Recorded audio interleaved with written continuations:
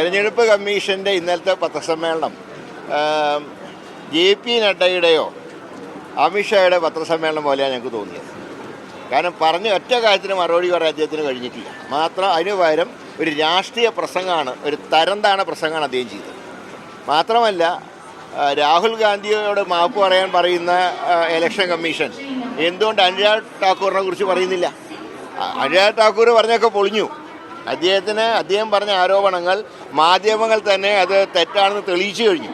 അപ്പോൾ അനുരാഗ് ഠാക്കൂറാണ് മാപ്പ് പറയേണ്ടത്. നേരെ വെച്ച് രാഹുൽ ഗാന്ധി ഉന്നയിച്ച ഒരു കാര്യം തെറ്റാണെന്ന് തെളിയിക്കാൻ ഇന്ന് വരെ ആർക്കും കഴിഞ്ഞിട്ടില്ല. ഇലക്ഷൻ കമ്മീഷൻ ഒട്ടും കഴിഞ്ഞിട്ടില്ല.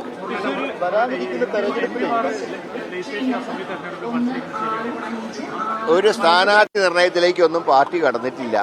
നിലവിലുള്ള നിയമം അനുസരിച്ച് MP-മാർ MLA-മാരായിട്ട് മത്സരിക്കാൻ പാടില്ല എന്നാണ് കഴിഞ്ഞ ഇലക്ഷൻ കാലത്ത് പാർട്ടി തീരുമാനിച്ചത്. വരാനിരിക്കുന്ന തെരഞ്ഞെടുപ്പിൽ ഈ ജമാഅത്തെ ഇസ്ലാമിയുടെ വോട്ടുകളൊന്നും വാങ്ങില്ല എന്ന് പല കോണുകളിലും കേൾക്കുന്നുണ്ട്.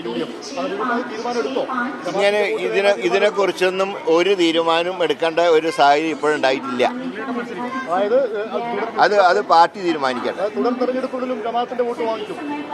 അതിനെക്കുറിച്ചൊന്നും പറയേണ്ട കാര്യമില്ല. ഏത് വോട്ട് വാങ്ങും? ജനങ്ങളുടെ വോട്ട് വാങ്ങും, വോട്ടർമാരുടെ വോട്ട് വാങ്ങും.